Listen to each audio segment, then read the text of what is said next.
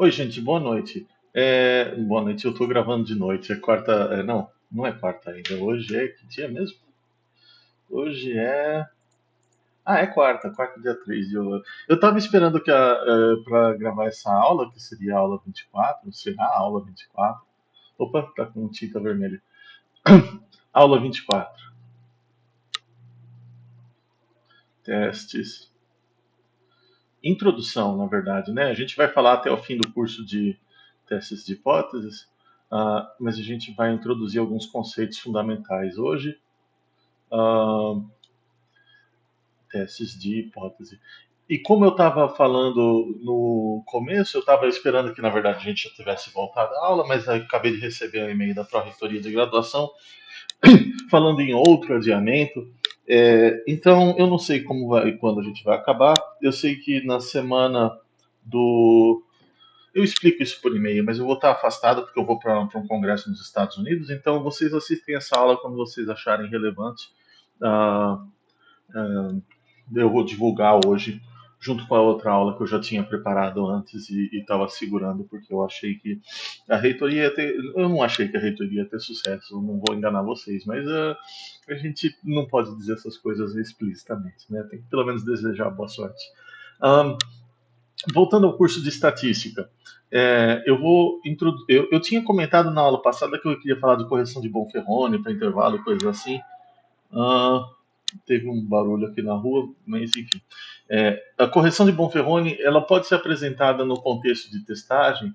ah, ah, eu vou falar no futuro de correção de. Opa, perdão, se apertei o botão aqui errado. Correção de Bonferroni. Bonferroni é um matemático italiano, mas eu vou falar dessa correção para intervalos de confiança simultâneos e eu vou falar junto do contexto de testes de hipótese.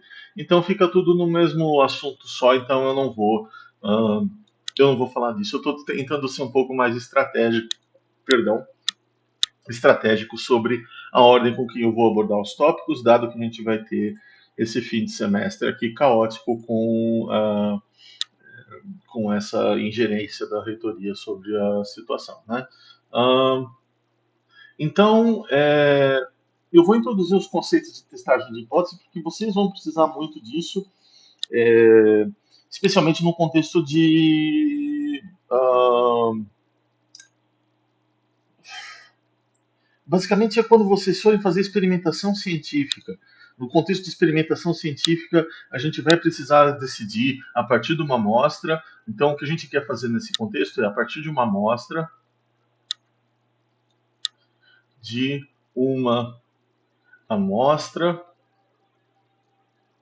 queremos tomar uma decisão. Ah, Essas coisas começaram basicamente na agricultura e na farmácia, na engenharia química também. Eu imagino que na engenharia civil também tenha várias aplicações, economia. Então, ou engenharia mecânica, não vai ser difícil vocês embolarem situações em que o teste de hipótese vai ser necessário para vocês tomarem essa decisão. E aqui eu vou começar com uma frase que eu gosto muito, que é do Richard Feynman. Ah, Na verdade, deixa eu ver se eu consigo colocar ele no não tem um i aqui não. Feynman. Será que tá certo? Deixa eu ver se eu consigo colocar ele no OBS. Vou abrir o YouTube. Se der alguma coisa errada no meu vídeo, depois a gente descobre. Mas eu, cadê aqui? Acho que eu posso ah, mudar a fonte. Então vamos lá. Richard Feynman. What is science? É um vídeo curtinho. ah, 9 minutos. Peraí, não, era uma coisa de 30 segundos que eu queria mostrar. Ok, achei um canal no YouTube que tem. Não sei quem que é esse. Ah, Deixa eu só tirar aqui. Mudar a conta para minha conta da Unicamp, para vocês não verem nenhuma informação pessoal. Ok, deixa eu ligar aqui. Fontes, Firefox. Então, tem esse vídeo aqui, vocês podem copiar o link se vocês quiserem ver direto, mas vamos ver se eu consigo capturar o áudio do Feynman falando. Now I'm going to discuss how we would look for a new law. In general, we look for a new law by the following process. First, we guess it. Then we well, don't laugh, that's really true. Then we compute the consequences of the guess to see what, if this is right, if this law that we guessed is right, we see what it would imply, and then we compare those computation results to nature, or we say compare to experiment or experience. Compare it directly with observation to see if it works. If it disagrees with experiment, it's wrong. And that simple statement is the key to science. It doesn't make a difference how beautiful your guess is. It doesn't make a difference how smart you are who made the guess or what his name is. If it disagrees with experiment, it's wrong. That's all there is to it. Ok, deixa eu ver, acho que eu dou certo aqui. É claro que a codificação sobrecarregada, não sei o que foi essa frase que eu recebi. Não sei se vocês entenderam, só tem em inglês, talvez tivesse aplicado a legenda. Mas o Feynman ele diz o seguinte, né, nesse clipe aqui: você tem uma teoria, temos uma teoria, e você executa um experimento com base na teoria.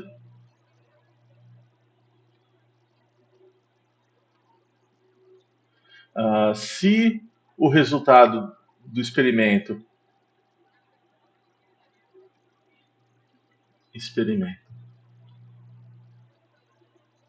contradiz. Ficou louco esse Z aqui, né? Contradiz a teoria, rejeitamos a teoria. Ele diz a teoria está errada, né? Isso é o princípio da experimentação científica, também está relacionado com o Karl Popper, o método de falsificabilidade, e eu acho que o nome do cara é C.S. alguma coisa Swinburne. Esqueci o nome. Deixa eu ver aqui, aproveitar que eu estou com o Google aberto. Swinburne Science Method.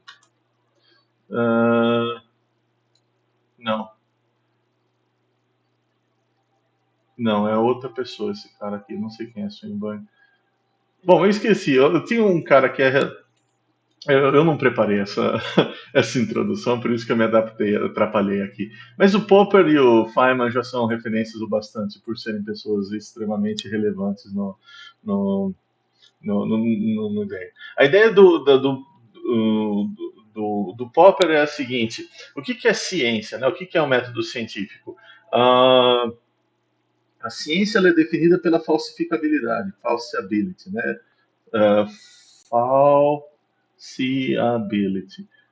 O que isso significa? Se você tem uma proposta, e a sua questão é uma questão científica, você realiza um experimento e você pode encontrar evidência contra o experimento e rejeitar a sua proposta. Por que não o contrário? Por que você não pode aceitar uma proposta a partir do experimento? Porque quando você faz uma proposição universal, isso é da lógica. O universal, ele é contradito pela existência de um contra-exemplo. E, em compensação, a afirmação de um caso particular não implica na universalidade. Tá? Então, eu posso dizer que existem diferenças só para botar no contexto, por exemplo, que a gente está acostumado, né? Eu posso dizer que se vocês tomarem cloroquina, vocês vão tirar uma nota melhor na prova. E daí eu aplico a cloroquina em metade da turma e vejo a comparação entre as notas. Ah, o efeito não é postulado positivamente, porque se eu encontrar que não existe diferença, eu não posso afirmar nada. Ah, eu expliquei mal aqui, eu criei uma brincadeira, mas a ideia é a seguinte: eu não posso aplicar uma lei universal a partir de um caso particular. Eu posso propor leis universais e, encontrando um contra-exemplo para elas, eu nego. Mas uma vez que você propõe a lei universal, você não pode afirmar que ela é verdadeira através de um experimento científico. Isso define questões de ciência. Você está testando até encontrar um contra-exemplo, e daí você refina a teoria se você encontrar um contra-exemplo, senão elas persistem pela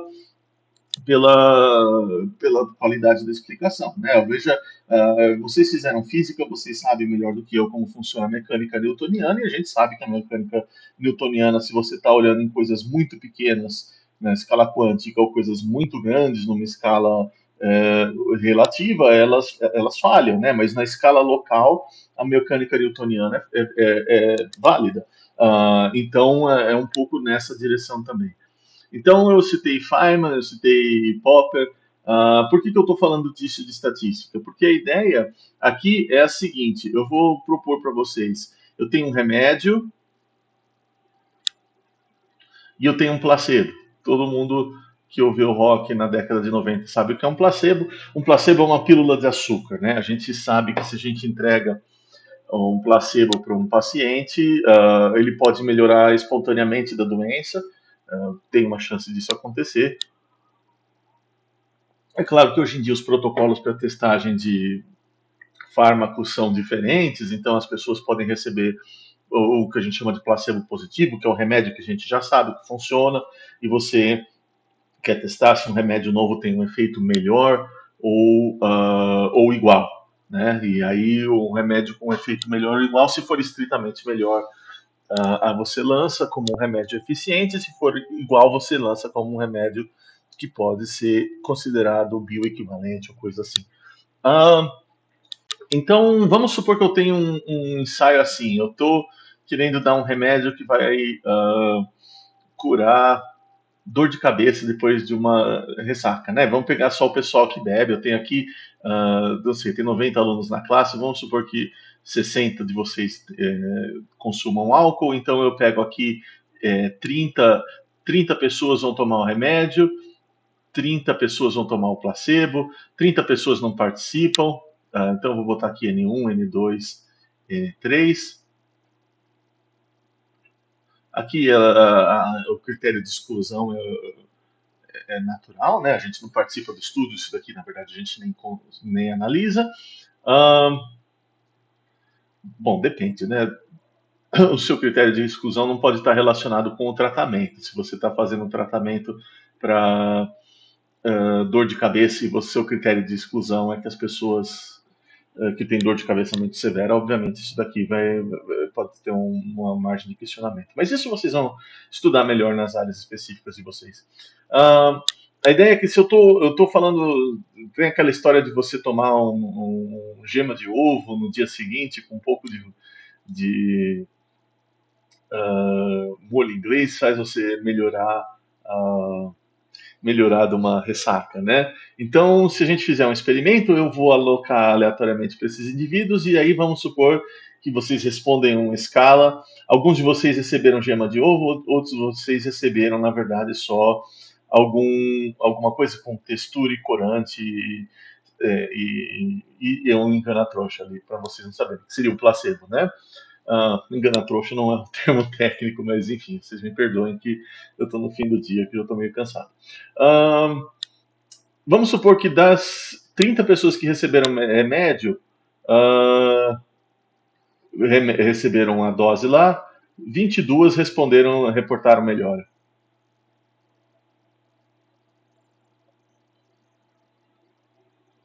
E das 30 que receberam placebo, 19 reportaram melhor.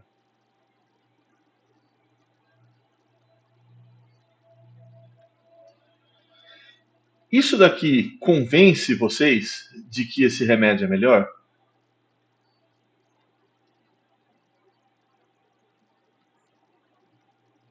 Existe uma melhora substancial? Porque se aqui é um placebo, isso daqui talvez seja uma taxa espontânea, né? A gente sabe às vezes até que o placebo tem um efeito ligeiramente positivo por questões de sugestão ou essas coisas que são particulares da psique humana, mas não são assuntos dessa classe. O fato de ter dos 30 3 a mais melhorado é evidência suficiente? Ah, essa é a questão que a gente vai tentar responder com a estatística. O fato de que se você constrói isso aleatória, 22 versus 19, quanto que dá 22 dividido por 30? Deixa eu abrir a calculadora aqui, deixa eu ver se eu estou gravando no coisa certa, porque às vezes eu estou falando que nem um tonto aqui, marcando a coisa errada. Tá certo. 22 dividido por 30 é 0,73. Então eu tive 73% entre o pessoal que tomou a gema de ovo e eu tive aqui 19 dividido por 30, 63%. Ou seja, se eu botar em porcentagem ajuda, é maior o caso do tratamento. É suficiente? Se fosse menor, você já teria, obviamente, que não existe efeito, né? Mas é um pouquinho maior. Bom, talvez, não sei. E se eu fizer outro caso? Vamos supor que outro caso aqui, outro caso.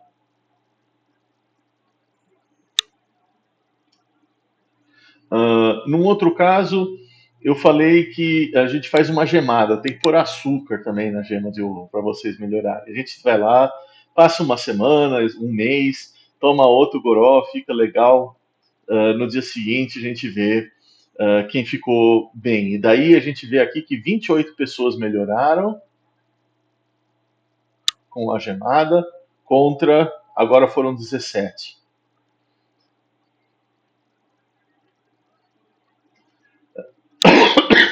Eu devia escolher um número fácil de dividir por 30, né? Mas tá bom, já foi. 17 dividido por 30 é 56. 28 dividido por 30 é 93. 93,3, 56,3. Cadê o mouse? 93,3. E aqui 56,6.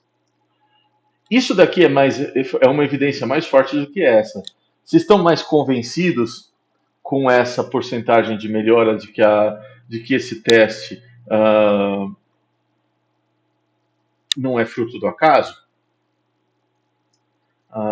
Então, o que a gente vai tentar fazer na aula de hoje é formalizar o que seria evidência mais forte e a gente vai tentar encontrar respostas para dizer que, olha, essa melhora é espontânea, ela é fruto do acaso, contra, não, de fato, existe uma melhora substancial estatisticamente significante. A gente vai explicar o que significa ser estatisticamente significante.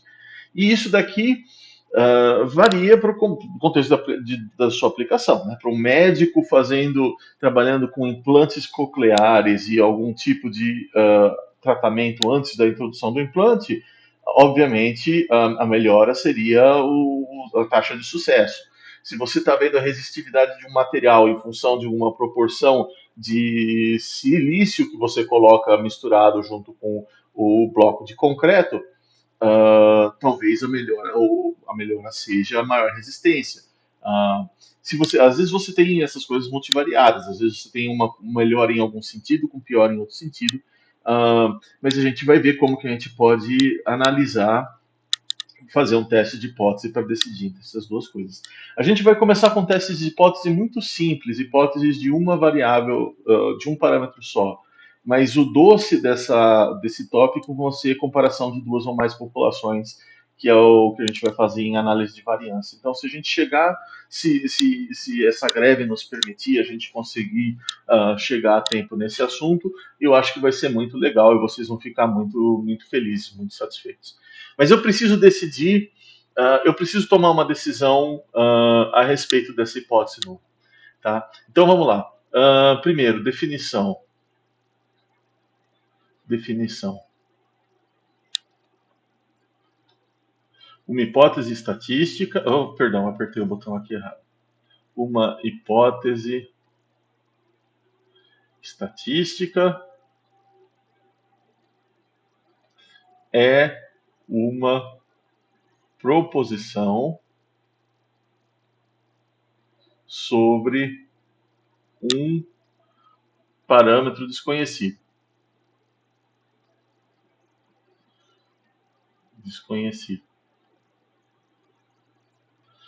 Em geral, eu vou denotar esse cara como sendo uma hipótese nula. A hipótese nula, por exemplo, seria de que o meu parâmetro θ é igual a θ0. Então aqui eu vou botar um parâmetro. Essa é a notação. Valor fixo.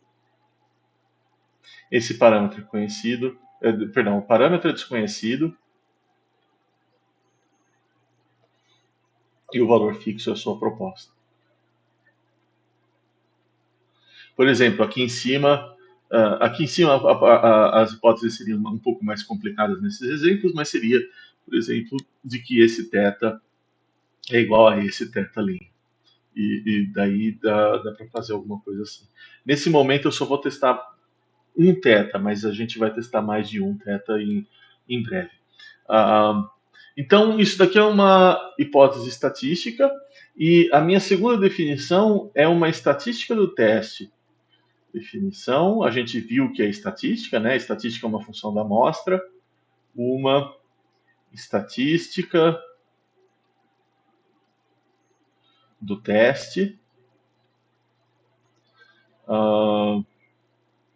é uma função da amostra tal que sua distribuição seja conhecida quando H0 é proposta. O que eu estou querendo dizer aqui, por exemplo, proposta.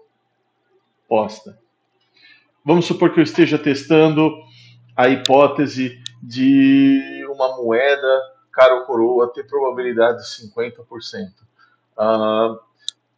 Se a minha proposta é de que a probabilidade é 50%, então a distribuição de uma moeda cara ou coroa é Bernoulli com parâmetro 1,5. Então eu sei a distribuição, basicamente isso. Essa é uma estatística do teste. Essas coisas podem ficar bastante complicadas, porque se você, especialmente quando você tem distribuições que envolvem diversos parâmetros, mas a princípio a gente vai avançando nos casos aqui e a gente vai desenvolvendo pouco a pouco as ideias. Deixa eu inserir mais umas páginas porque a gente vai precisar. A minha ideia é a seguinte: eu vou tomar uma decisão, vou tomar decisões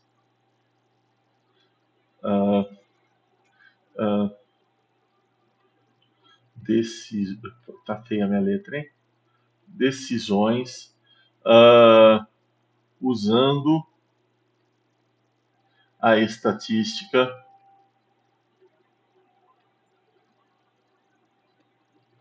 do teste,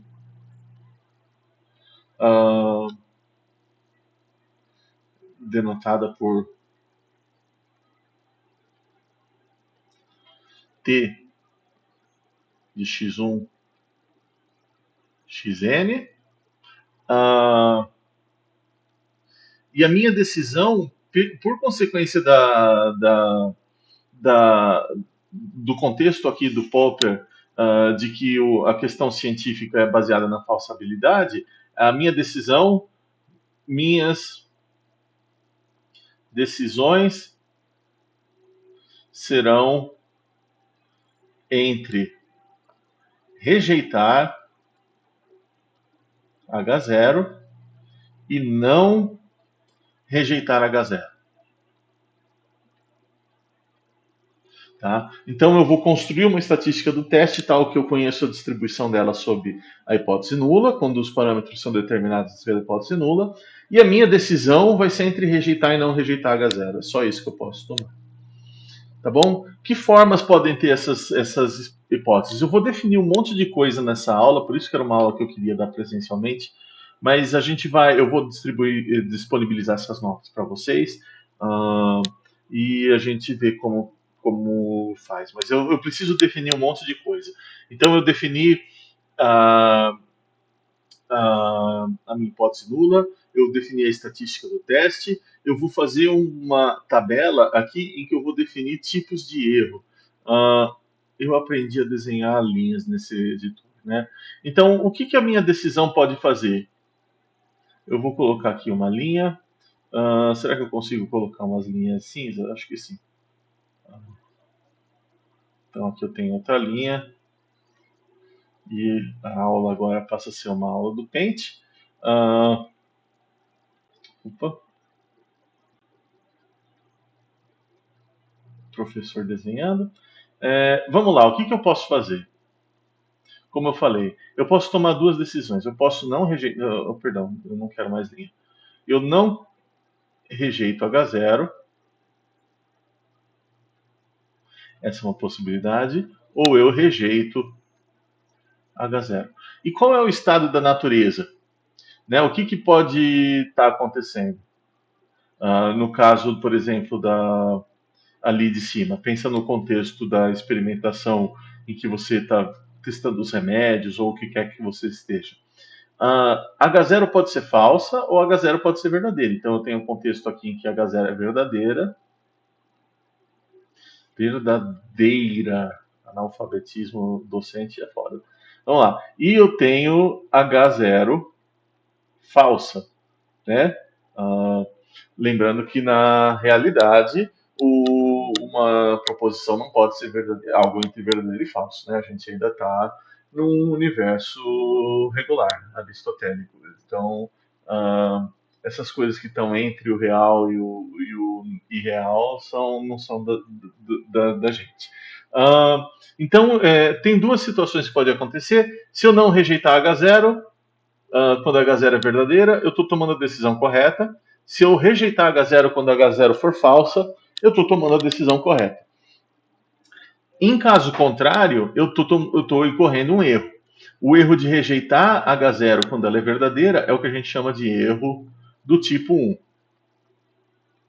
E o caso em que eu não rejeito H0 quando ela é falsa, isso é o que a gente chama de erro do tipo 2. Erro do tipo 2. Ou erro tipo 2, tanto faz. Ninguém vai te censurar. Então, a minha decisão entre rejeitar e não rejeitar a hipótese nula é distinta da hipótese nula ser verdadeira ou falsa. Mas a ideia é que você quer rejeitar a hipótese nula com alta probabilidade quando ela for falsa e quer não rejeitar a hipótese nula com alta probabilidade quando ela for verdadeira. Então, basicamente, o que a gente vai escolher aqui são estatísticas do teste que condizem, que produzem esse resultado. Se vocês estiverem num vibe de cinema, vocês podem assistir aquele filme Uma Mente Brilhante, que mostra a história do John Nash. Esqueci o nome aqui.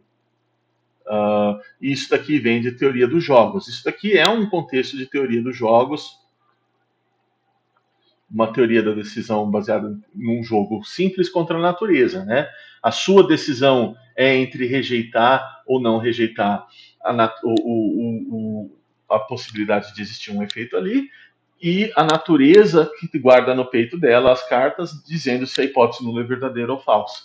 Tá? Se você está numa linha de montagem de uma fábrica e você quer saber se as peças estão com a taxa de defeitos abaixo de especificação, você vai lá e executa um experimento. Se você não encontra evidência a favor da hipótese nula das peças estarem normais, você rejeita a hipótese nula e interrompe a execução das coisas. Mas você nunca vai saber, sempre vai ter uma chance de você estar mandando para as máquinas e causando um prejuízo, mas a ideia é que para as máquinas e causar um prejuízo talvez seja um erro menor do que, digamos, mandar o detergente cheio de bactéria, como foi o que talvez vocês tenham ouvido falar a respeito, né? Uma situação de falta de controle de qualidade ali. Ahn, ok. Por que eu introduzi esses caras? Eu vou querer tomar uma decisão com base nesses termos e eu vou definir aqui. Defina o nível de um teste como sendo a probabilidade de rejeitar alfa, né? É a probabilidade de rejeitar H0 quando H0 é verdadeiro. E isso daqui é basicamente a probabilidade do erro do tipo 1. Por que eu falei do John Nash? O John Nash tem aquela coisa de equilíbrio. A verdade é que não é possível resolver esse jogo. Você não consegue encontrar um ponto, ou você não consegue otimizar essas duas coisas simultaneamente. Eu não consigo encontrar um procedimento que minimize erro do tipo 1 e minimize erro do tipo 2 simultaneamente. Então, a estratégia que a gente faz, que é do Nash e do von Neumann também, aquele outro matemático famoso, é justamente a seguinte: eu vou fixar um cara desses daqui, eu vou fixar, por exemplo, a probabilidade de erro do tipo 1, em geral, num valor pequeno. Alfa aqui, vou botar em azul. Alfa é um valor pequeno. Né? Pequeno, a decisão é sua, mas pode ser alfa igual a 0,05. Na medicina, às vezes eles usam 0,01, às vezes eles usam 0,001. A Motorola tem aquele negócio de 6 sigma que eles usavam, alguma coisa assim, de controle de qualidade, ou seja, era minúsculo a taxa de erro aqui. Deixa eu corrigir essa letra só para ficar mais bonitinho. Pronto, ok. Tá? Isso daqui é uma escolha sua. É que nem no intervalo de confiança, a gente fazia um nível de confiança para o intervalo, e esse cara, a gente vai ver em algumas aulas, ele está conectado com o intervalo de confiança. Isso daqui é a probabilidade de você errar quando a hipótese não é verdadeira, a probabilidade de você rejeitar H0 quando na verdade ela é verdadeira. Ou seja, se eu estivesse testando aqui em cima esses caras e a hipótese nula fosse que eles sejam iguais, isso daqui seria a probabilidade de dizer que eles não são iguais quando na verdade eles são, e isso daqui é só fruto do acaso. Tá? Então, os testes de hipótese começam em geral com esse sentido neutro de você assumir que as coisas não têm um efeito.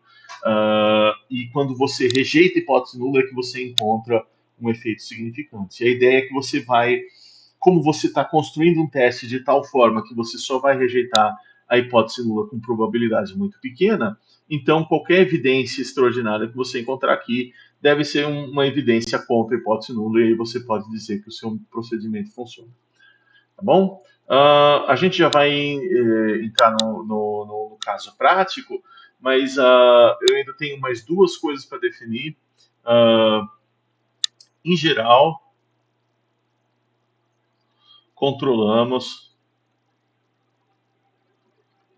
somente alfa. Para o erro do tipo 2,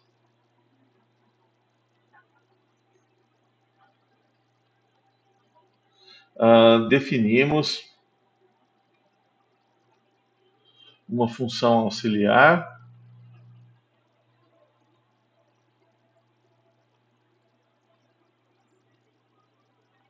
chamada poder do teste. O poder do teste eu vou definir como sendo beta de θ, e isso daqui é a probabilidade de rejeitar H0 quando H0 é falsa e o valor verdadeiro de θ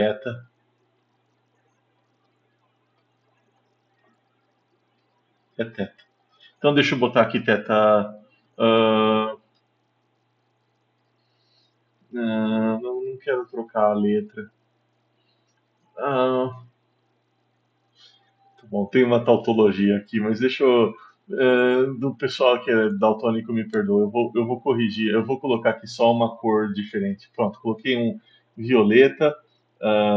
Então, o valor verdadeiro de teta é teta violeta. Ok, acho que tá bom. Eu não sei se. Me perdoam se vocês não conseguirem enxergar. Deixa eu. ah, Pintei tudo. Ok, então. É porque eu não quero escrever isso daqui de um jeito mais formal, porque vai ficar muito cansativo. Mas eu acho, mas esse jeito está correto. Ele só está meio improvisado. Deixa eu aproximar aqui, tá bom? E aqui, claro, o erro do tipo 2 vai depender de qual é a alternativa, né? Então, voltando na cor preta aqui, probabilidade do erro do tipo 2 é igual a 1 menos beta de teta roxo. Mas aí, claro, depende de qual é o valor verdadeiro de teta roxo, né? Porque até então o que a gente está definindo aqui é só uma hipótese nula. Tá? Teta roxo, obviamente, nesse contexto,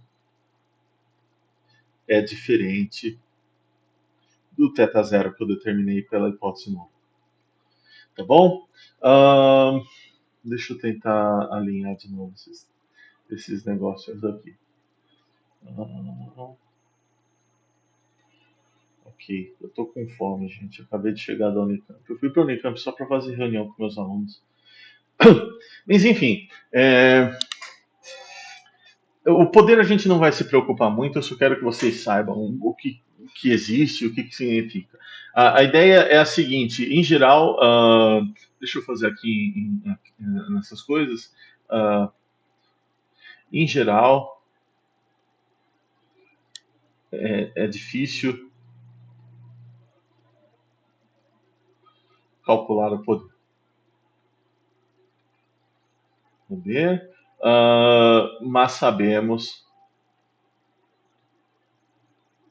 que beta de teta cresce para 1 se n for muito grande e teta não for o teta zero de interesse. Então, a ideia é a seguinte, né? Se sua amostra for grande, eventualmente você consegue detectar qualquer diferença entre esses caras. E, na verdade, a gente pode usar a função poder para determinar tamanho de amostra. Se a gente tiver aula o suficiente para falar disso, eu posso dar para vocês alguma ideia sobre como usar isso daqui para determinar o tamanho amostral. E tem um curso que eu leciono com bastante frequência, chamado Planejamento de Experimentos. Eu sei que na Engenharia Química eles têm, eu imagino que na FIAGRE também deve ter um curso parecido, em que você determina o tamanho de amostras para experimentação, determina qual vai ser bloco, tratamento e esse tipo de estrutura. Tá? Mas todo mundo que tiver interesse, pode até, eu tenho algum material que eu acho que está online, vocês podem dar uma olhada. Não sei. Deve ter tido alguma greve que eu estava lecionando esse curso e botei online. Que mais que eu preciso definir? Em geral, eu tenho aqui uma hipótese nula e para simplificar as contas, você eu vou, assim, formatos das hipóteses, porque eu só botei teoria até agora e não botei nada concreto. Formatos das hipóteses. Tem uns formatos que são mais ou menos padrões para vocês não sofrerem na hora de fazer as contas. Em geral, as hipóteses que vocês vão ver são H0, θ igual a θ zero, e a gente pode definir uma hipótese alternativa, algo que você está diretamente confrontando a sua proposição. Então, essas daqui seriam hipóteses simples, né? Pontuais. Eu, por exemplo, estou testando se eu tenho um carro a gasolina, Eu tenho um carro a álcool, por exemplo, que sempre falha porque o motor está frio quando tento ligar. E a minha proposta é que a taxa de falha é de 10% na primeira tentativa pela manhã, enquanto que vocês têm a proposta que é 20%. A gente faz o teste, a gente mede lá, digamos que eu liguei o carro 50 vezes e em 48 delas o carro falhou, o carro funcionou. Então a minha hipótese provavelmente dá para calcular que ela é mais plausível que a hipótese de vocês. A gente consegue que o carro funcionou em 48 de 50, tá? Então, eu estou comparando ponto a ponto. Isso é relativamente direto de fazer, é mais simples. Opa, tá bom. Peraí, caneta. As hipóteses mais compostas são essas daqui, né? A padrão que a gente vai observar quando você estiver vendo algum teste na literatura é essa, de que θ é simplesmente qualquer coisa diferente de θ0, tá? Isso daqui é uma hipótese composta. Hipótese composta bilateral. E a outra hipótese que às vezes vocês têm interesse é que o θ é menor ou igual do que um θ0 contra o θ ser maior do que θ0. Ficou feio esse θ, hein? Deixa eu fazer um θ melhor. E isso daqui é uma hipótese composta. Hipótese composta unilateral. E aqui, claro, se você quiser, dá para fazer assim também. Maior do que θ0 versus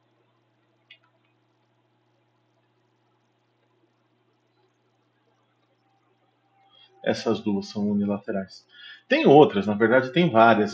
O importante é sempre de que, de alguma maneira, a interseção entre o que você está propondo dos caras seja vazia. Você não pode ter algo que seja verdade e mentira simultaneamente. Ou seja, você não pode tomar uma. Você está comparando decisões, você tem que saber. Esses espaços aqui têm que ser vazios, né?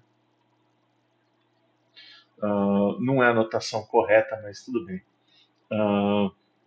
Deixa eu fazer a anotação correta, só porque depois vocês vão olhar num livro e tá diferente, e aí vocês vão ficar bravos comigo, mas a anotação correta é que θ pertence a um espaço θ0, H1 pertence a um espaço θ1, e você precisa que θ maiúsculo 0 inter θ maiúsculo 1 seja o conjunto vazio.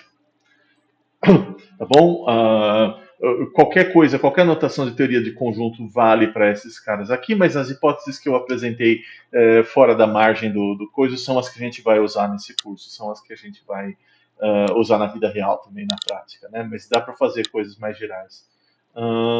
Deixa eu pausar um pouquinho porque eu preciso pegar alguma coisa para comer. Ok, voltei. Achei umas bolachinhas ali no armário. Eu vou fazer minha janta ainda. Eu não gosto de gravar uma coisa muito à noite porque, sei lá, o prédio aqui não dá para ouvir muito ruído. Eu não quero que os vizinhos reclamem do barulho. Enfim, essas questões à parte, a gente está aqui com as hipóteses desse formato, né? Então a gente vai decidir entre propostas dessa coisa. E aí eu vou definir a última coisa que eu preciso para a gente começar a olhar exemplos e botar isso num contexto mais completo, que é a ideia de região crítica. E eu preferi definir desse jeito, região crítica. Qual vai ser a grande dor de cabeça de testes de hipótese em geral, no geral? Né?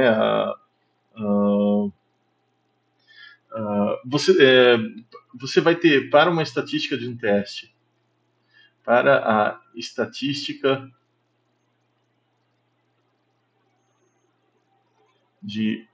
do teste, ter uma função de x1 até xn, o que a gente vai definir como região crítica é a seguinte: Qual que é o melhor jeito de fazer isso? Deixa eu pensar. Ah,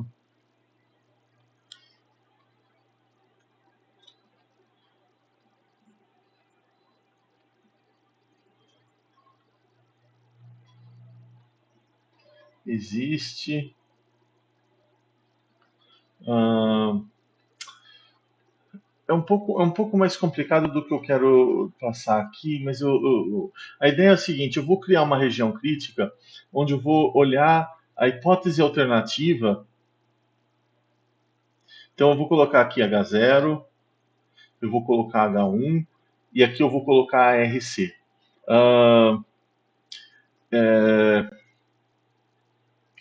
só que eu preciso que, se E de T for um C de θ com C crescente,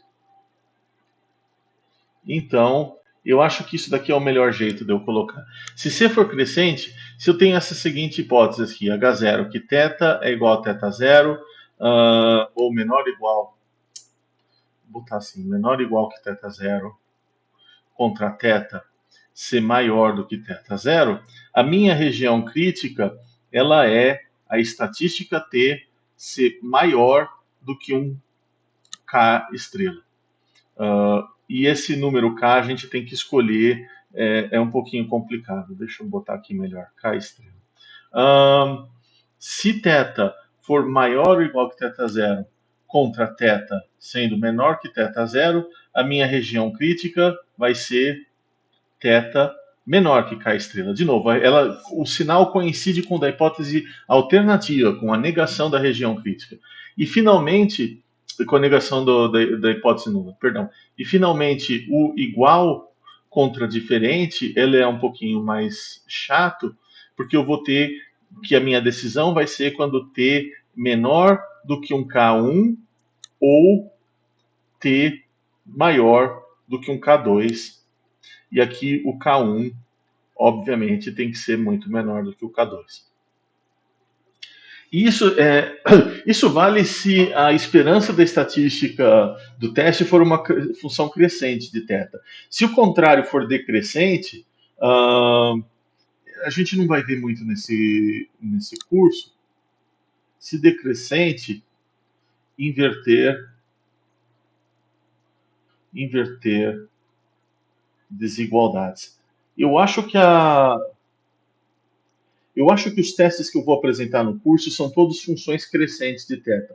Mas não é difícil pensar num teste em que a esperança é função decrescente, por exemplo. Se eu estivesse fazendo testes para exponencial, se vocês lembrarem que esse x tem distribuição exponencial lambda, a esperança de x é 1 sobre lambda. Isso é uma função decrescente do parâmetro. Se eu pegar, por exemplo, x barra, a esperança de x barra vai ser alguma função decrescente, n sobre n menos 1 vezes lambda.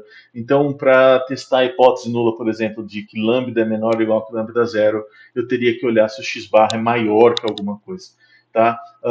Eu não vou gastar muita energia nisso daqui, porque, de novo, o curso de 414 é um pouco introdutório a essas questões de estatística, mas só para vocês não ficarem surpresos se porventura acontecer isso. Então vocês e aqui, claro, o ponto chave que era que é a nossa grande dor de cabeça é a seguinte: precisamos conhecer a distribuição de T.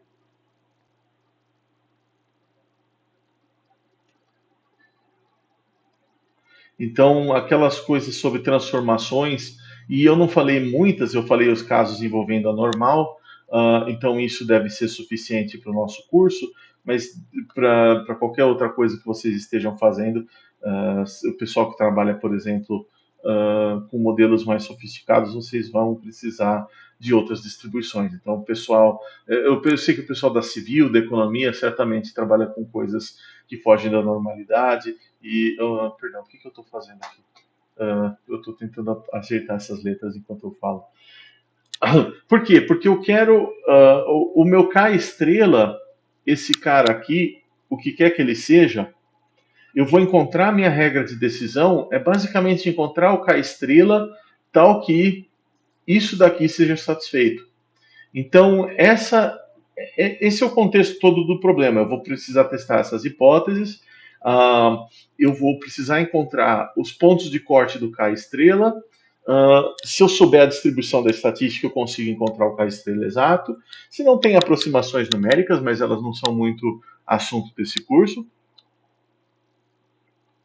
Se o meu K-estrela for função da soma ou da média, a gente consegue usar o teorema central do limite, alguma aproximação do K-estrela se a amostra for grande o suficiente. E, em geral, a gente vai ter que se virar nos 30, porque é muito difícil encontrar a distribuição dessas estatísticas. E se vocês tiverem interesse nesse assunto, eu estou dando um curso de inferência na graduação em estatística e o pessoal da matemática aplicada às vezes também faz. Mas é um curso relativamente complexo, mas é um curso muito interessante, pelo menos eu acho muito interessante. Talvez vocês não achem, mas é importante para vocês, né? Para todo mundo que faz experimentação. Então vamos fazer um exemplo. Vamos pegar um contexto concreto e o considere uma amostra da distribuição normal, né? A altura das pessoas, o que quer que seja. X1, X2, Xn e D, todos de uma distribuição normal, com média μ, sigma ao quadrado, e a realidade é que μ é desconhecido. Deixa eu...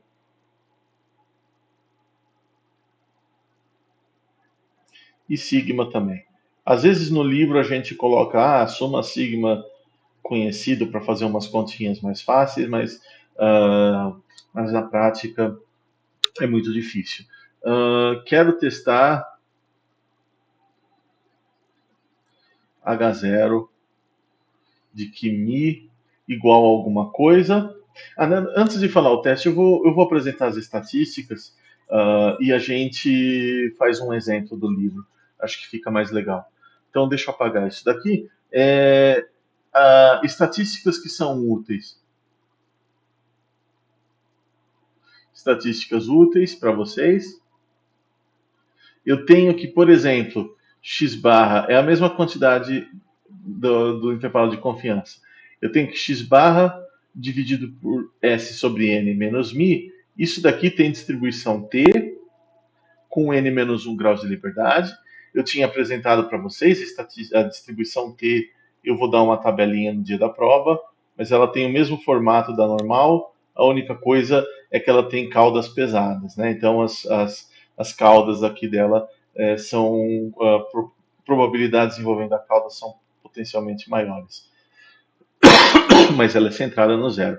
E a segunda distribuição útil que a gente vai usar é de que n-1 s ao quadrado dividido por sigma ao quadrado, isso daqui vai ter distribuição Q quadrado com parâmetro n-1. A Q quadrado é diferente da T, a Q quadrado está definida do zero em diante, e isso daqui é a densidade dela. Então, essas duas figuras aqui são esboços das densidades. São normais, né? Nesse caso, são contínuas.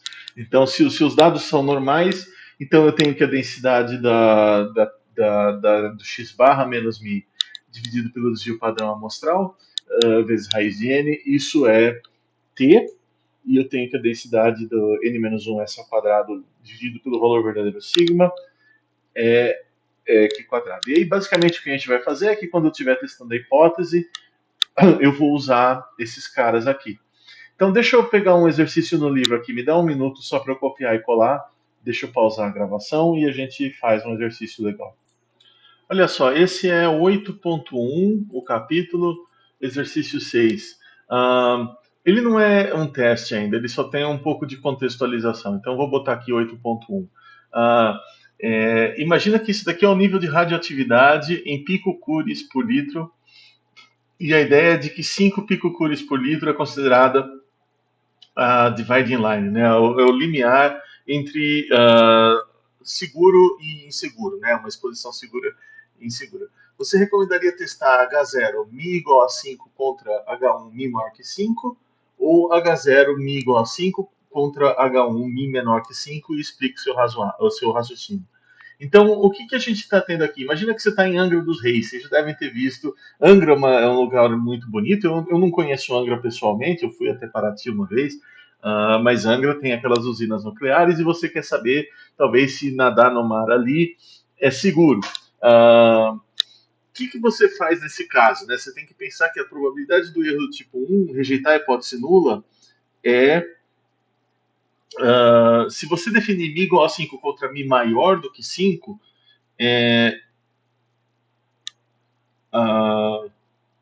rejeitar a hipótese nula aqui significa que você está dentro das especificações, né? No primeiro caso,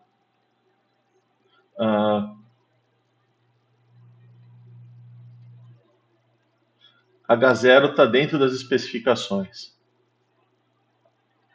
do nível seguro, né?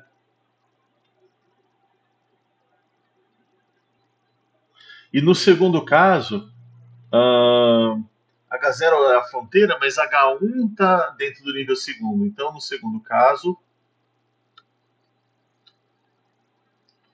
H1 dentro do nível seguro.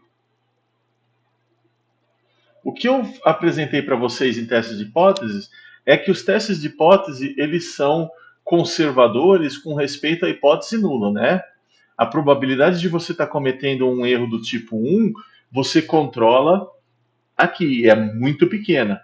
Então, nesse caso, o que você quer ser conservador de um ponto de vista de saúde pública é com o nível seguro, né? Você quer a probabilidade de você dizer que a coisa está segura quando na verdade ela não está, que seria o seu erro do tipo 1, você quer que isso seja muito pequeno. Se ela não tiver segura e mesmo assim, né, a ideia é que assim, a meu ver pelo menos, vamos ver se vocês concordam, dizer que a água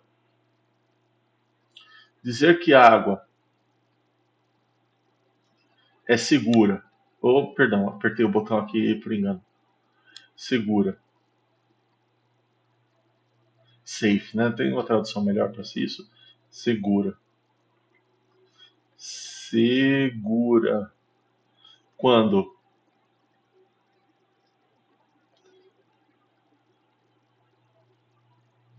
ela não está, é perigoso. E dizer que ela é não segura quando ela é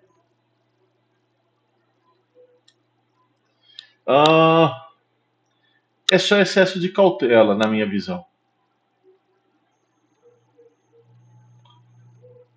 Se você estivesse trabalhando para o governo, por exemplo, e decidindo entre relocar famílias que estão numa área exposta a esse nível de radioatividade, talvez exista um custo para o governo que você teria que considerar. Mas aqui, no meu ponto de vista, dizer que a água é potável quando você. Potável é melhor. Perdão, é um sinônimo melhor, né? Então eu não vou usar. Segura é a tradução literal. Eu vou usar aqui potável. E não potável. Então, dizer que ela é potável quando ela não é extremamente perigoso. E aqui a gente temos o maior controle sobre alfa. Então, tipicamente, a gente coloca na hipótese nula algo que, se acontecer, é mais arriscado, né? O erro do tipo 1. Então, aqui é preferível. Prefiro o modelo. Prefiro o primeiro teste, né? Eu prefiro o primeiro teste porque ele é mais conservador. Ele dizer que a água não está dentro do nível seguro é mais arriscado. Tá bom? Essas coisas. Na prática também tem outra questão que a gente acaba usando muito na estatística, que é você coloca na hipótese nula aquilo que for mais fácil de testar. Às vezes, por exemplo, você está testando se a média é zero contra a média ser diferente de zero. Eu poderia testar H0 a média ser diferente de zero contra H1 a média ser zero? Poderia, mas eu nem listei isso aqui como uma possibilidade. Né, colocar aqui o diferente e aqui o igual. Eu nem listei isso como uma possibilidade porque vai dificultar sobremaneira as contas, né? Eu vou testar assumindo que a sua distribuição pode ser qualquer coisa, você realmente não conhece o parâmetro. Esse menor ou igual e maior ou igual, o que a gente vai ver aqui é que na hora de calcular as coisas, a gente vai acabar usando a igualdade contra esse sinal. Tá? Então, tem uma justificativa formal para isso. Mas, sim, a gente também escolhe um pouquinho pensando no que vai ser mais fácil testar. Tá bom? Mas você coloca, em geral, sobre a hipótese nula, aquilo que vai ter o dano maior. Se você está testando um remédio, por exemplo, vender um remédio que não funciona é pior do que você devolver para o laboratório um remédio que talvez funcionasse. Não sei se vocês concordam comigo, mas eu prefiro comprar um remédio que eu tenho certeza que funciona do que um remédio que talvez ensaios clínicos deram alguma sugestão. É aquela história da cloroquina, da injeção da outra médica lá na coluna. Nada disso a gente tem que fazer o procedimento ensaio clínico inteiro, completo, para determinar se funciona antes de sair receitando as coisas, porque senão você está fazendo curandeirismo, né? Você está vendendo uma ilusão e se está enganando o paciente. Né? Então, em geral, a hipótese conservadora, vocês têm que ser conservadores na hipótese nula, ok? Dá uma lida nesse capítulo também, que tem mais uma discussão interessante lá no livro. Deixa eu pegar agora um exemplo aplicado, de fazer conta. Achei um legal para o pessoal da engenharia civil. Olha só, cadê a caneta aqui? Esse é do 8.2 agora. E o que eu tenho é o seguinte: eu não sei o que é SiO2, né? Deixa eu aproveitar que eu estou com o Google aqui, só para vocês acharem que eu sou inteligente, mas acho que vocês já não têm mais dúvida que não é o caso. Dióxido de silício, ok, sílica. Eu falei de silício nessa aula, né?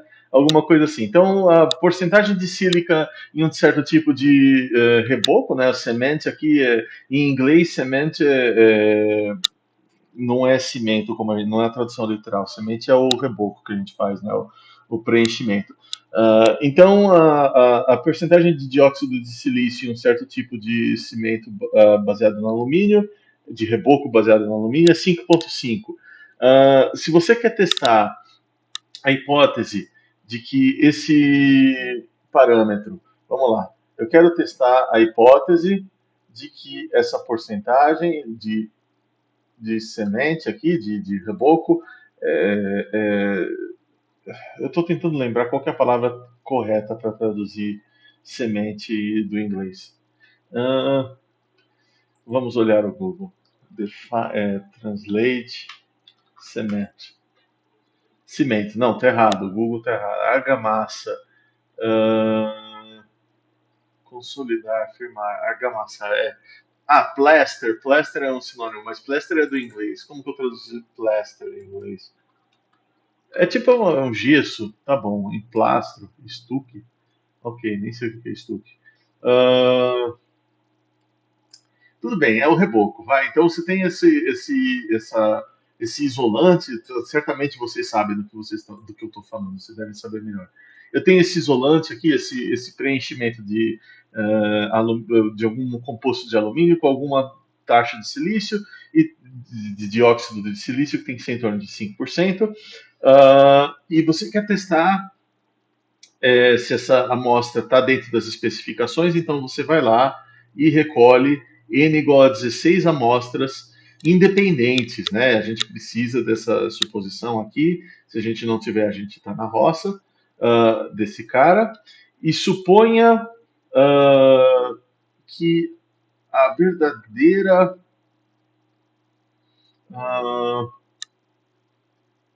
suponha que x1 tem distribuição normal. Perdão, olha só, olha o risco aqui. Suponha que sigma igual a 0,3. A gente pode fazer desse jeito, eu vou mostrar, e que o que você observou, ou seja, a média amostral, é 5,25.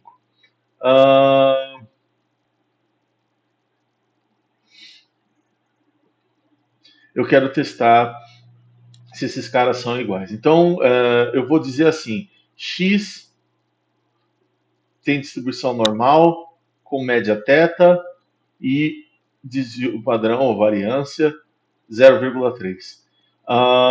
Então, eu quero calcular a probabilidade de que o x barra seja. Aqui tá bom, eu dei um nó na cabeça aqui, a pergunta não está exatamente do jeito que eu queria apresentar, mas tudo bem. A minha hipótese nula é que o valor verdadeiro de θ é 5,5. Então eu quero encontrar ou uma região crítica. A minha região crítica para a minha hipótese alternativa, vamos supor que seja a hipótese alternativa, seja que o meu θ é diferente de 5,5. Tá? Então a minha região crítica,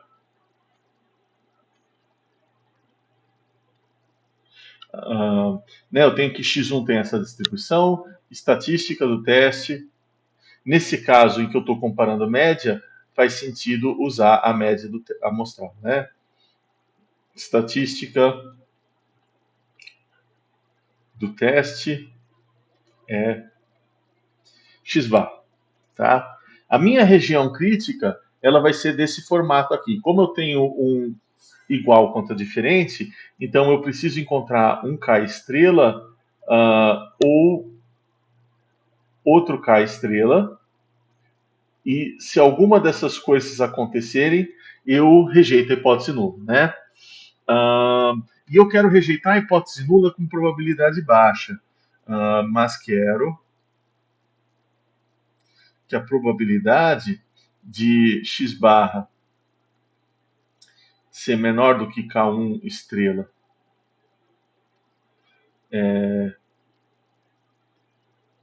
ou x barra ser maior do que K2 estrela, eu quero que esse cara seja, perdão, corrigindo as coisas aqui, seja menor ou igual, pode ser igual, perdão, corrigindo aqui, corrigir isso. Quando a hipótese nula for verdadeira, eu quero que esse cara aqui seja alfa, seja pequeno. Né? O livro não falou qual alfa ele quer. Vamos pegar aqui, por exemplo, esse cara. Eu acho que eu sei o que o livro está fazendo aqui. Ele está só construindo parcialmente essas coisas e ele está pedindo para a gente calcular o p-valor em função da evidência. Eu ainda não defini p-valor, mas vamos lá. Eu quero tomar essa decisão com o nível alfa, fixo alfa em 0,01. Então, como que eu faço para calcular esse cara? Aqui, como eu assumi que sigma é conhecido, eu falei que isso não é muito realista, mas o livro fez. Tudo bem, se o sigma não fosse conhecido, eu precisava de alguma informação para preencher aqui. Então, eu vou preencher com o sigma conhecido, mas senão eu precisava usar alguma coisa envolvendo a t, né? Se sigma é conhecido, eu posso usar a própria normal. Então eu tenho aqui esse cara aqui de baixo, ele pode ser escrito como x barra menos o θ, né, que é a média, dividido por sigma raiz de n. Eu sei que isso daqui é normal padrão, né? Então eu vou fazer a mesma operação aqui e aqui em cima. Aqui é 0,3 e aqui é raiz de 16. verdadeira. E a união é disjunta, então isso daqui é o mesmo que x barra menos θ, perdão, sigma sobre raiz de n maior do que K2 estrela menos θ, a raiz de 16. Isso daqui eu quero que seja 0,01, perdão. E tipicamente nesse contexto, o que eu faço usando a simetria da normal e da t, se a gente conhece a normal, se a gente conhece a variância normal, isso daqui, se a gente não conhece a t, eu quero 1% de chance de erro, então eu tenho aqui o meu K1, eu tenho aqui o meu K2, e eu quero que essa área pintada seja 1%, então bota 0,005 aqui e 0,005 aqui. Intervalo precisa ser simétrico? Essa escolha precisa ser simétrica? Não, mas no meu curso vamos fazer simétrico para a gente simplificar. Em que situações que ele pode ser assimétrico? Bom, tem situações em que você prioriza um lado da hipótese sobre o outro, mas a gente não vai. Em geral, eu não gosto de fazer isso. Por princípio, é melhor você escolher um lado, você escolher o princípio de assimetria. E daí o fato de que esse cara agora é normal 0,1 me ajuda a escolher o que eu preciso, porque agora isso daqui é normal 0,1. Θ aqui em cima eu estou determinado pela hipótese nula, então eu vou preencher θ menos 5,5, aqui menos 5,5. Então, se eu quiser pegar, por exemplo, a normal padrão que tenha 5% de probabilidade para baixo, nota que P de Z menor do que K1 estrela, e isso daqui é 0,005, você tem que voltar lá na bendita da tabela. Deixa eu pegar a tabela da normal. E deixa eu mudar a fonte aqui para o PDF. Vocês devem estar vendo que esse cara 0,0. Eu só tenho para cima, né? Então o valor que vai ter 0,05 para cá vai ser o que tem 995 para a esquerda, né? E eu posso usar a simetria. Então 995 está aqui, ó, entre esses dois caras, entre 2,57 e 2,58. Vamos pegar 2,58 para simplificar. Então eu sei que se K2 é 2,58, esse cara eu sei que é 2,58, deixa eu colocar em vermelho. Esse daqui é menos 2,58 e aqui é 2,58.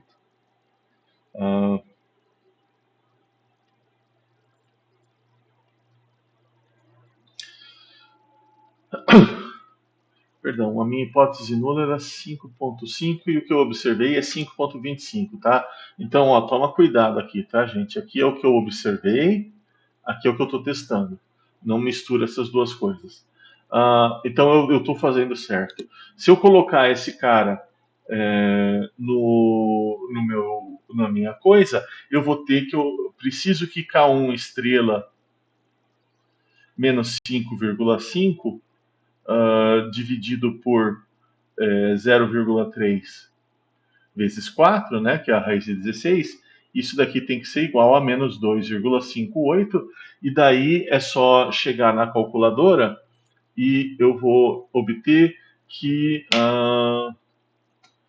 0,3 vezes 2,58 dividido por 4 mais 5,5 vai dar 5,69. Não, tá errado, né? Eu fiz o mais e tenho que fazer o menos. Eu vou precisar do K2, então eu já vou colocar aqui que o K2 estrela é é 5,69 e o K1 estrela, esse cara é 5,5 menos 19,35. 5,3065. Então 5,31. Tá, aqui eu estou fazendo a mesma coisa, o K2 estrela menos 5,5 dividido por 0,3 vezes 4. Esse cara tem que ser mais 2,58. E eu concluo que o meu K1 estrela é isso, o meu K2 estrela é isso. Então, como o x barra é 5,25, é menor do que 5,31, eu estou na região crítica. Estou na região crítica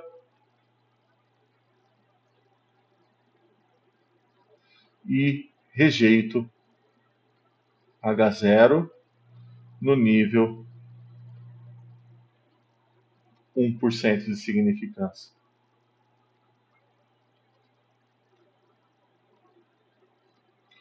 Legal. Então, essa é a minha decisão. Eu tenho esse contexto, aqui eu estou assumindo que a variância é conhecida, que na prática é meio questionável, mas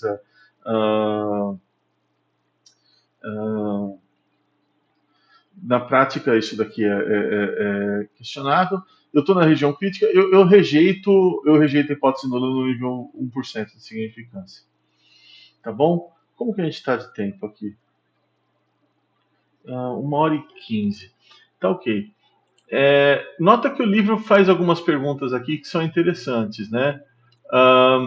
Olha só, ele faz uma proposta de calcular o poder. O item B é para calcular o poder.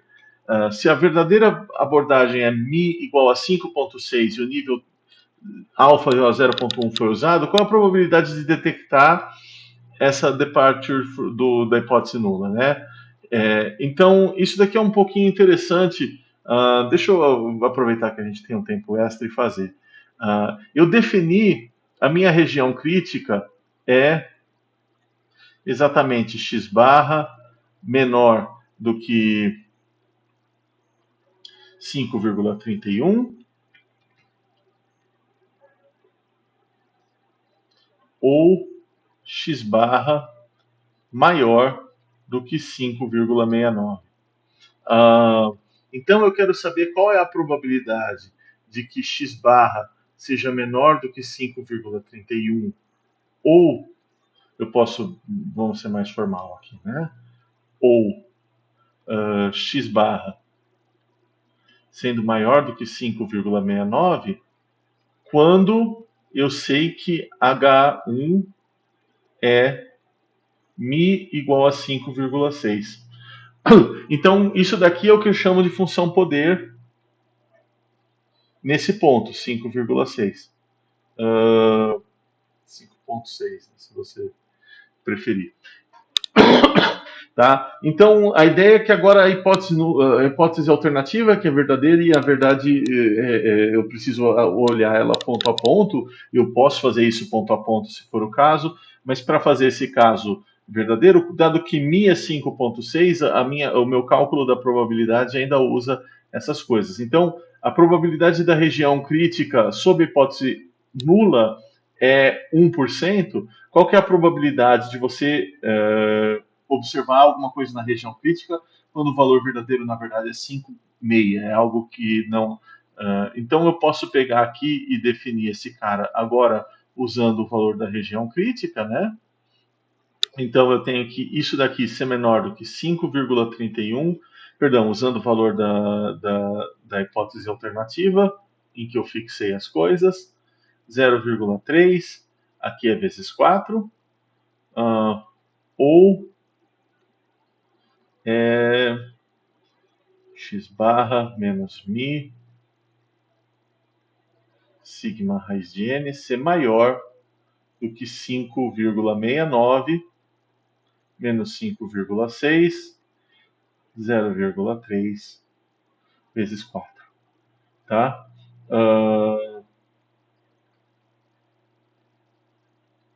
Aqui tudo bem.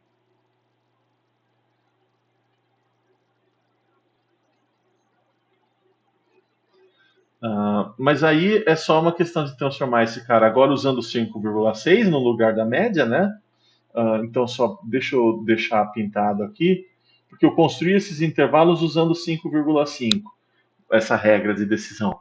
Mas eu vou calcular essas coisas usando o que está na hipótese alternativa agora para calcular o poder.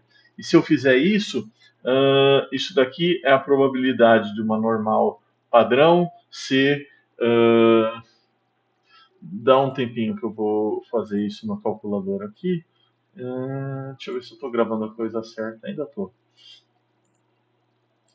Vamos lá.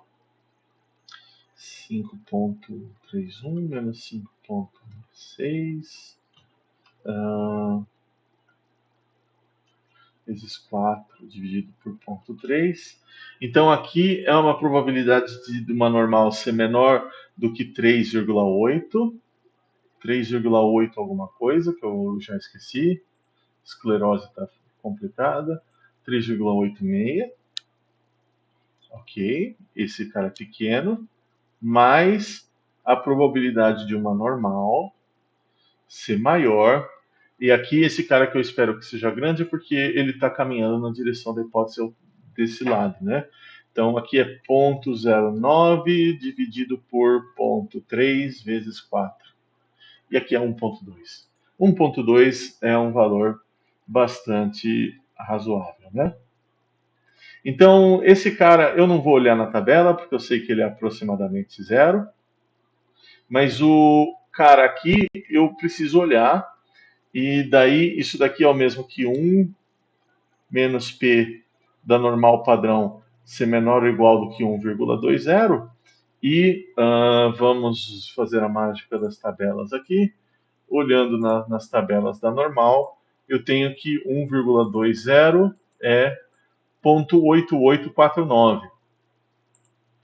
0,8849. Então, isso daqui é 1 menos 0,8849, ou dá um pouquinho menos que 0,11, né? 0,1151. Eu fiz certo? Fiz de cabeça aqui. Eu acho que não. Deixa eu ver. 1151 mais 8849. Tá, fiz certo. Então, veja que isso daqui, eu construí essa região de modo que eu erre com 1% de probabilidade, quando a hipótese nula é verdadeira. Quando a hipótese nula é falsa, a probabilidade de eu rejeitar a hipótese nula, ela vai crescer. Ela vai crescer à medida que, se eu fizer aqui com 5,7, 5,8, 5,9, esses caras vão ficar cada vez maiores. Se eu fizer com 5,3, 5,2, 5,1, esse cara também vai ficar maior, porque eu estou me afastando da hipótese nula, que é 5,5. Então, aí, o cara está dentro do nível de especificação, está dentro desse cara aqui, né? Está próximo de 5,5. E à medida que você calcula outras coisas, você se afasta. À medida que você calcula isso em outros pontos, você vai encontrar probabilidades maiores se o seu teste for coerente, né? Consistente, que a gente chama. Eu mudei a fonte no coisa, mudei. Tá bom, achei que eu estava mostrando o PDF ainda. Tem um último item ali, eu vou pular o último item só para apresentar uma maneira alternativa de calcular essas coisas. Porque eu calculei para vocês alternativa RC.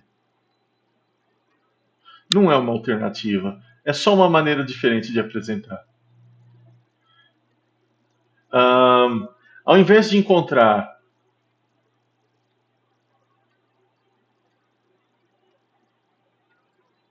a probabilidade, a região crítica, tal que a probabilidade de T pertencer à região crítica quando H0 é verdadeira.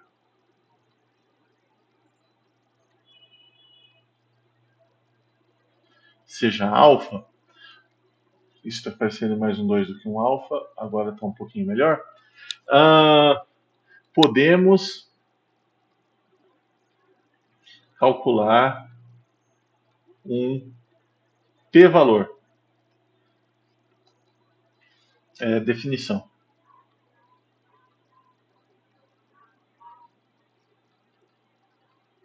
O p-valor é a probabilidade de observarmos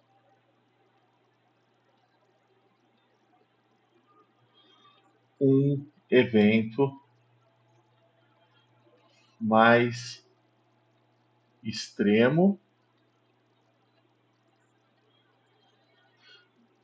no sentido de H1, né? Eu já vou definir isso melhor, mas é a probabilidade de observarmos um evento mais extremo do que o observado no experimento quando H0 é verdadeira. Então aí eu vou ter que, se P valor é pequeno, eu rejeito H0. E, em caso contrário, não faço nada. Tá? Então, p-valor é uma medida bastante sintética de resumo para você trazer, consolidar toda a informação sobre a evidência do teste um pouco mais sintético. E tem sido criticado, mas essas críticas eu acho que, ao contrário de muita gente, eu acho que elas não têm muita substância, não. A maioria das pessoas que eu, pelo menos aqui na Unicamp, que eu vi criticando o uso de p-valor, são pessoas que evidentemente não sabem muito estatística e entraram no bolo de. Parece aqueles caras de negacionista, sabe? Que eles falam que a medicina tradicional não funciona, então a alternativa funciona, como se a evidência, como se a ausência de evidência fosse evidência de ausência. Não.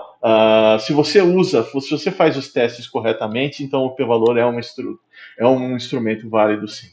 Tá bom? O p-valor é a probabilidade de você observar um evento mais extremo, e mais extremo, nesse caso que eu estou definindo como extremo, é exatamente esse formato da região crítica. Né? Então, se o seu hipótese nula for que θ é menor que θ0, o mais extremo é a estatística do teste ser maior que 1K. E no caso de θ igual contra θ diferente, o mais extremo é negativo ou positivo. Tá? Então vamos fazer já um exemplo para vocês verem. Mas é mais extremo no sentido de ser nessa região, da direção de região. Tá? Uma coisa que vocês têm que tomar extremo cuidado, falando em extremidades, extremamente importante.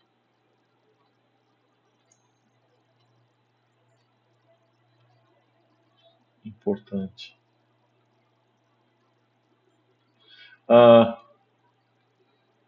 P-valor não é probabilidade de H0 verdadeira, tá? Tem algumas pessoas que falam isso, e essas pessoas estão incorretas, são ignorantes, e vocês não sejam ignorantes, tá? O p-valor não pode ser a probabilidade da H0 ser verdadeira, porque a hipótese nula não é aleatória.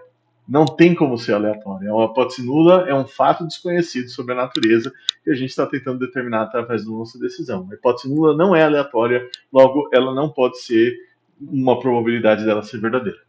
Ela é verdadeira ou ela é falsa. Não existe um evento aleatório ali.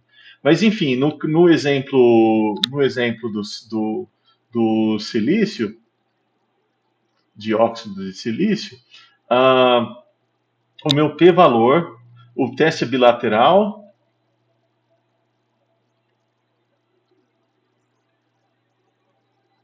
logo o meu p-valor é a probabilidade de como que eu faço isso daqui? X barra. Deixa eu só pensar aqui. X barra menos mi sigma raiz de n é a probabilidade desse cara ser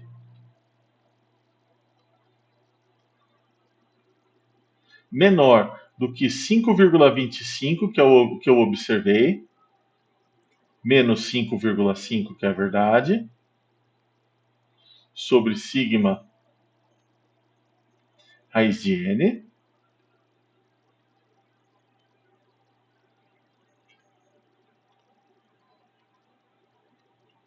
e o meu H0 aqui mi é igual a 5,5. E daí eu tenho que considerar o valor extremo aqui, seria o valor da outra cauda, né? Isso é um pouquinho difícil de calcular manualmente. Eu tenho 5,25 aqui. Eu tenho o 5. Deixa eu fazer isso um pouco maior. 5,25 aqui é o que eu observei. Eu tenho 5,5 aqui. Eu tenho algum cara aqui e eu preciso calcular a probabilidade desse cara estar para baixo e desse cara estar para cima, né? Aqui tem um valor Q estrela. Então a probabilidade de ser mais extrema do que 5,5 é ser menor do que 5,5 ou maior do que esse Q estrela. Mas como eu tenho simetria aqui, então eu tenho aqui, digamos que esse cara é alguma coisa e esse cara é igual.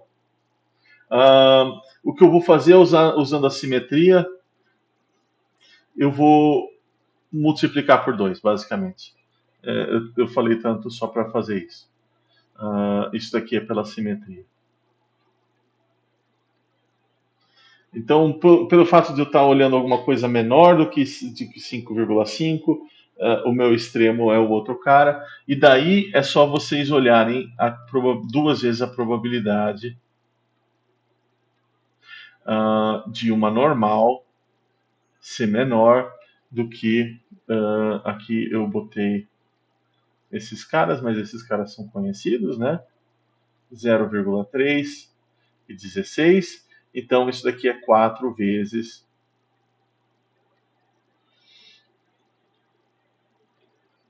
40 vezes 0,25.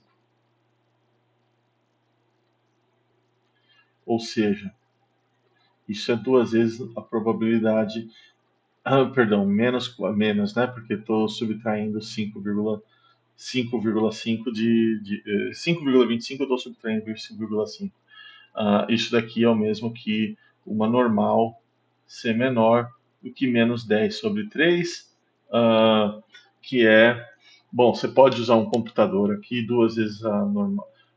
Você pode olhar na tabela, mas a tabela não tem. Eu tenho aqui duas vezes a normal ser menor do que menos 10 sobre 3. É 0,0008. 0,0008. Cadê meu nome? Na verdade, 0,0009, arredondando para cima.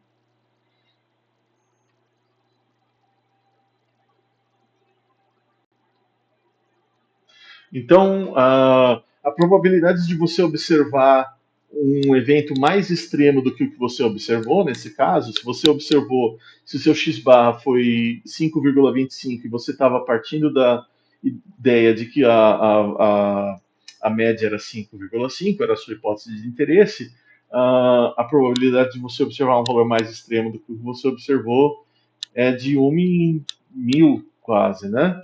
1 em 1000. Considerando essas coisas. Então, o p-valor é pequeno, você tem bastante evidência para rejeitar H0.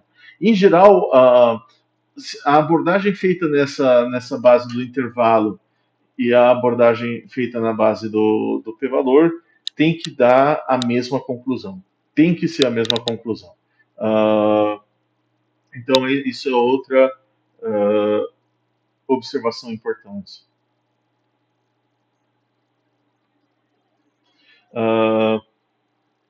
Teste baseado na região. Teste baseado na RC IP valor. tem que chegar na mesma decisão. Porque a gente só está apresentando as coisas de uma maneira diferente.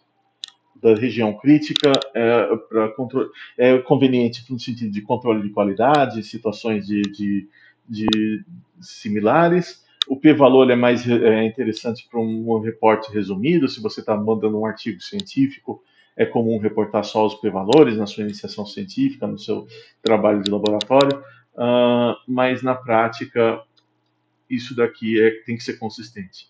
Então, isso é o fundamental de testes de hipótese que eu quero que vocês se acostumem, tá? Então, tem um monte de definições aqui, só recapitulando. A gente quer saber distinguir se o que a gente observou foi fruto do acaso ou fruto de uma diferença sistemática. Se a diferença sistemática contradiz a hipótese nula, a gente tem evidência para rejeitar a hipótese nula. E o que eu vou fazer é justamente calcular a probabilidade dessa variação casual comparada com o que seria a diferença sistemática. E se o tamanho for grande o suficiente, você rejeita a hipótese nula. Tipicamente, a gente mantém o erro de tipo 1 controlado, ou seja, o efeito nulo ou não efeito. A probabilidade de você rejeitar a hipótese nula quando não existe efeito tem que ser menor do que alfa, tem que ser controlada. No caso contrário, você pode calcular essa função poder.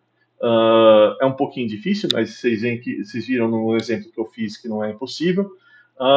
E a minha decisão vai depender um pouco da esperança da estatística do teste.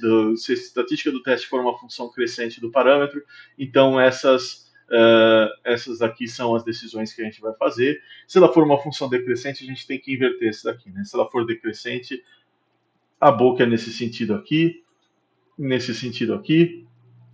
e K1 menor do que T, menor do que K2 se for decrescente. Estou fazendo com o mouse aqui, fica tudo estragado, então tudo bem. Então é o complemento dessas regiões. Os testes que a gente vai fazer, eu acho que o teste T, teste Z de normalidade, teste Q quadrado, vão ser todas funções crescentes do parâmetro, então vocês não precisam se preocupar com isso. Mas a gente precisa saber a distribuição dos caras. O exemplo que eu fiz é com a normal, eu vou fazer mais exemplos com a T na próxima aula, eu não encerrei esse assunto. A gente ainda tem bastante coisa para ver. Então eu vou fazer mais uns exemplos para T e eu aproveito e passo uns exemplos com a Q quadrado também. E isso daqui já dá um gostinho de como é a nossa testagem de hipótese. Tá? Sigma conhecido facilita as coisas, porque ali você assume que é normal, mas na prática você nunca sabe o sigma, então a suposição de normalidade não é razoável. Exceto, claro, a gente falou que a T, se a sua amostra for grande o suficiente, a T é basicamente anormal. E se a sua amostra for grande o suficiente, qualquer coisa é basicamente normal, pelo menos das distribuições que a gente está trabalhando no curso. Ok, gente, vou interromper a gravação, compartilhar isso com vocês e vocês assistem quando acharem adequado. Ok? Um abraço e até breve.